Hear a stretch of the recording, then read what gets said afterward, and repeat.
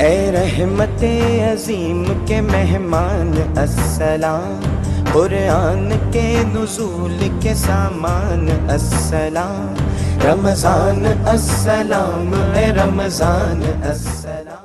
اللهم صل على محمد وعلى آل محمد كما صليت على إبراهيم وعلى آل إبراهيم إنك حميد مجيد۔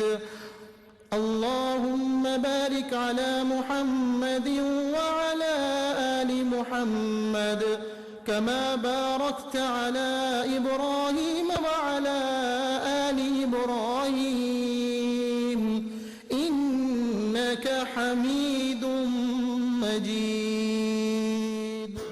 بسم اللہ الرحمن الرحیم، الحمد للہ رب العالمین والصلاة والسلام علی سیدنا الانبیاء والمرسلین، اما بعد۔ اللہ رب العزت کی حمد و ثنا اور اس کے محبوب سردار دو جہاں حضرت محمد مصطفیٰ صلی اللہ علیہ وآلہ وسلم پر درود و سلام کے بعد میں آپ کی خدمت میں رمضان کے 15ویں روزے کے وظائف لے کر حاضر ہوئی ہوں۔ لیکن وظائف پہ جانے سے پہلے میں آپ سے ایک بات شیئر کر لوں کہ میری وہ بہنیں جو سحری اور افطاری میں بہت مصروف ہوتی ہیں، وہ زبان پاک پر درود پاک، کلمہ اور استغفار کا ورد رکھیں۔ افطاری پر کہیں جانا ہو تو عشاء کے بعد سارے دن کی تسبیحات اکٹھی بھی پڑھی جا سکتی ہیں۔ دین میں کوئی سختی نہیں ہے، بس صرف ادائیگی اور ہمیشگی رہنی چاہیے۔ چلتے ہیں اب اپنے وظائف کی طرف۔ بعد نماز فجر سورہ فتح 3 مرتبہ پڑھیں۔ بعد نماز ظہر صلاۃ الحاجات 4 رکعت نفل 1 مرتبہ پڑھیں۔ اس کو پڑھنے کا کیا طریقہ ہے نوٹ کر لیں۔ یہ 4 رکعت نفل نماز قضائے حاجت کی نیت کر کے درج ذیل طریقے سے ادا کریں۔ پہلی رکعت میں سورہ فاتحہ اور سورہ اخلاص کے بعد 100 مرتبہ آیت کریمہ پڑھیں، لا الہ الا انت سبحانک انی کنت من الظالمین۔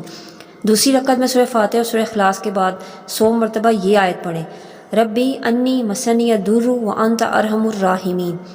تیسری رکعت میں سورہ فاتحہ اور سورہ اخلاص کے بعد 100 مرتبہ یہ آیت پڑھیں، وافوض امری الی اللہ ان اللہ بصیر بالعباد۔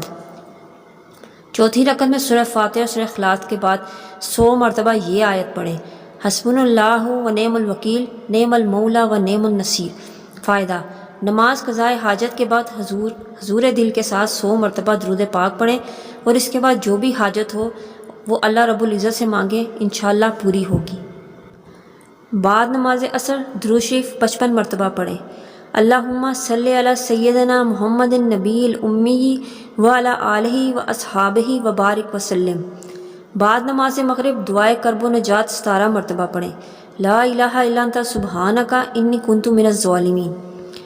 بعد نماز عشاء سورہ آل عمران کی آیت 26-40 مرتبہ پڑھیں، بسم اللہ الرحمن الرحیم، قل اللہم مالک الملک تؤتی الملک من تشاء وتنزع الملک ممن تشاء وتعز من تشاء وتذل من تشاء بیدک الخیر انک علی کل شیء قدیر۔ یہ تھے ہمارے 15ویں روزے کے وظائف۔ آپ سب سے گزارش ہے کہ میرے چینل کو سبسکرائب کریں، لائک اور شیئر کریں اور اپنی قیمتی رائے کا اظہار کمنٹس میں ضرور دیں۔ اپنی دعاؤں میں یاد رکھیے گا اور اپنا بہت خیال رکھیے گا۔ اللہ حافظ۔